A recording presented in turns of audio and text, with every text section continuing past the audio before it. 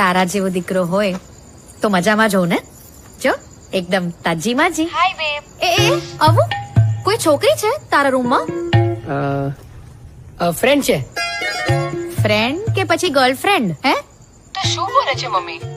અમે પ્રોજેક્ટ પર એકસાથે કામ કરીએ છીએ. તારી માં છું. હા ચલ ચલ દેખાડ કોણ છે, મારે જોવી છે. કમ સ્તુતિ. હાય આંટી, કેમ છો? એકદમ મજામાં. અવિનાશ આખો દિવસ તમારા વિશે વાત કરે છે. You want believe because of his mummy talks જો તમને આટલી સારી રીતે ઓળખું છું.